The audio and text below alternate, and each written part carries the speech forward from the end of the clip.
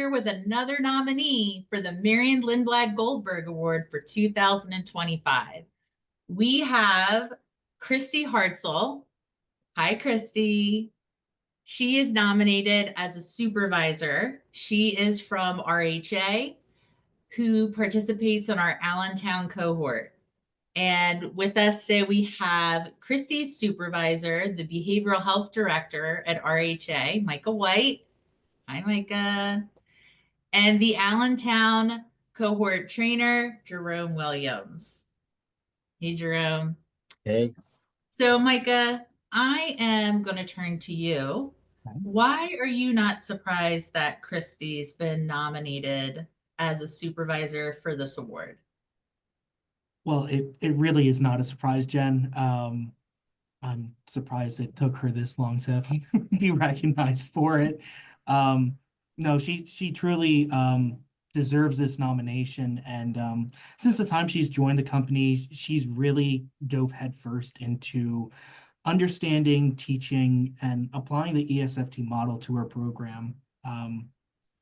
Kristie's really demonstrated time and time again that she has a dedication to this position that she's in, to the fidelity and integrity of this model, and really a dedication to her staff as well. On top of that, she always has the best interest of the families and the clients in everything that she does and how she leads. So yeah, it's certainly not a surprise that she would be nominated for this award.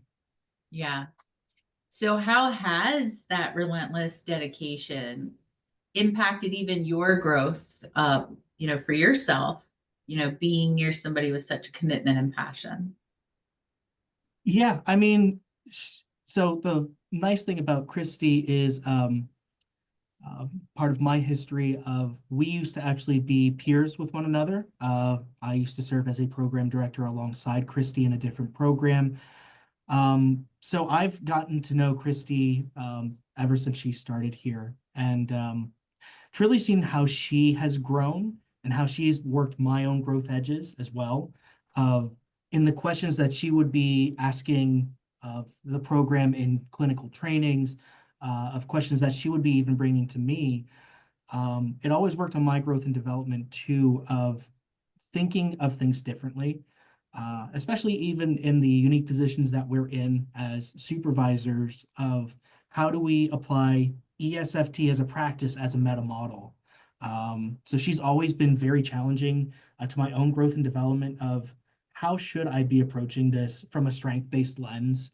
How should I be thinking about how this may be isomorphic to what is going on for the families, and how can we really integrate that into what we do as supervisors? So she has been a huge help to my own personal growth and development, and very lucky to have worked alongside her and now serve as her supervisor too. Do you have any anecdotes or quick little stories about a moment of adversity that you've seen Kristie conquer? I probably have more than what I could share in one video.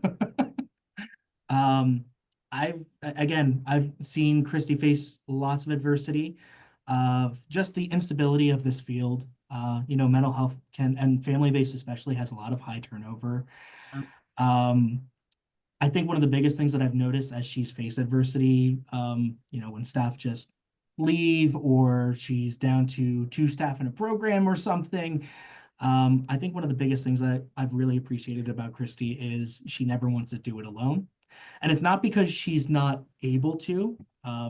Kristie's brilliant. She usually has exactly the proper strength-based ESFT approach to a situation, locked and ready to go. But she doesn't just leave it there and say, I'm just going to move forward. She doesn't want to do it alone. She always is looking for feedback, trying to look at what else may be going on, what's on the other side of this situation, really for her own growth and development, her go-getter attitude, and the way that she wants to face everything head on. Wow. Well, thanks for sharing, Micah. Absolutely. Jerome, I'm going to turn to you. Why are you not surprised that Kristie's been nominated for this award? Well, I've been sitting here and thinking, and about you, Kristie, And something that, Micah touched on, something that I believe is it's difficult to find folks that are passionate about what they do. And each time Kristie steps into the cohort, she enters with passion. She talks about her job very passionately. So it's hard not to recognize Kristie because Kristie will make sure that her voice is heard and her contributions are felt. So no Mhm. surprise here. So, what have you appreciated about Kristie's leadership in the clinical training room? Kristie really takes time to be vulnerable and she really attunes to that isomorphic, that parallel process with her staff. Yes. Um, every time Kristie shows up, she's talking about her growth edge. She's making discoveries as to how this shows up relationally, and how this may show up for her staff. So she's really working that collaborative relationship every single time. So it's a pleasure to see, really. So, how has Kristie's dedication impacted your growth and development as a trainer? A few things. I think one, knowing that Kristie's in the room and that I could, turn to her for leadership has been amazing. Kristie always is willing to lead a breakout room, and she's always willing to challenge herself in working collaboratively there, providing feedback. And I think just, Kristie stepping up in a huge way, especially in the supervisory relationship, has really inspired me to, kind of hold on to that energy myself. I think we all experience low periods of energy, but when, Kristie talks about how she's continuing to show up for her staff, it's hard for me not to feel that same dedication and willingness to show up for the cohort. So she really rubs off on me in that way. So, what does it mean to be recognized as having the same passion and commitment as Dr. Marion Lindblad-Goldberg? So I think that I first need to say it's truly an honor. It's truly, to be recognized as someone so amazing in this award, that the dedication and the motivation and the enthusiasm that that I show both in the cohort and, in supervisions, I have to be a little humble too, that it makes me think, wow, confidence in the competence that comes with that. I've really seen my growth and development since startup, since new supervisory training. And so to sit here and say, I can't believe that I was nominated. But I think that also goes to show that the honor that comes from being nominated, it feels really good to say and sit here and say that I was nominated for such a prestigious award. But then in the back of my mind, I sit here and go, what? Really? That's amazing. Like I'm sitting in the room in such an excellent type of company, I guess. I feel that she's sitting here with me and guiding me through the model and learning the model and training in the model and living the model, but also evolving. It's a continuous growth and development. Say a little bit more about what inspires you to sustain in this type of work, because Micah mentioned that the mental health field is very, it's a very difficult field to be in.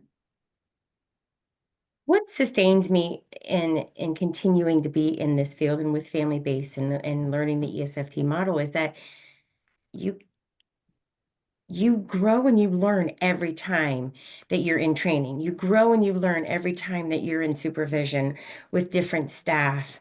And I've had the privilege to work with several different sites through the company, going through the model. And I think with the support that I have, I can always reach out to my supervisor. I've reached out to Jerome for support. But I also think that I'm only as successful as what I am is because of everybody who supports me. And it really attests to how much that EcoMap is amazing, you know. Mhm. And the assessments that we do, it really brings me back to who's in my genogram, what is, my timeline. And, I can't help but sit there and think and wonder, like, how is my EcoMap affecting the choices I do or do not make? And so I know with the support that I have, that's what sustains me in continuing with this work.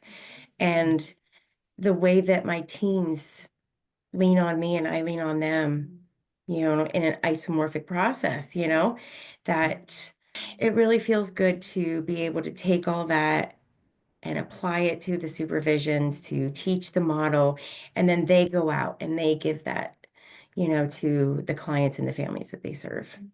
Mhm. But it's also passion, not being stagnant, you know, Mhm. continuously as a supervisor, how can I do this better? And I think that that's just who I am. Yeah, it is. It's nice to hear you talk about it as this is who I am, because having been there from the beginning of your journey and family base, to hear you say that is really lovely. And so it makes me think about,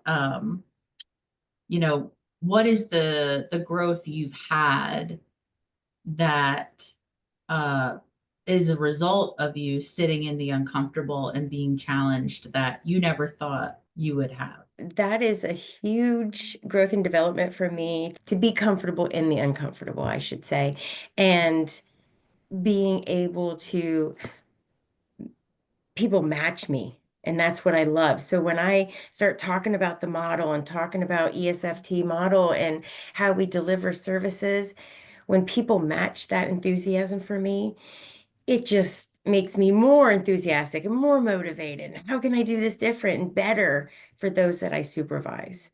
And teaching the ESFT model is truly, truly my focus.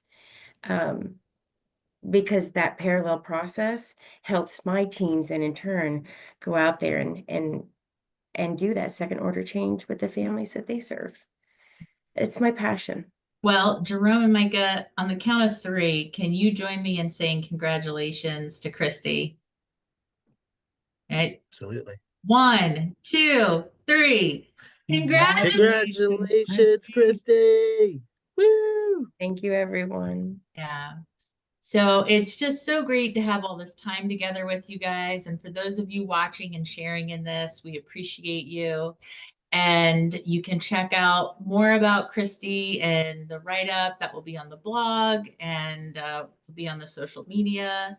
And if you haven't already, make sure you subscribe to the blog to get access to the monthly newsletter and check out all sorts of resources. So until next time, we'll see you later, everyone. Bye.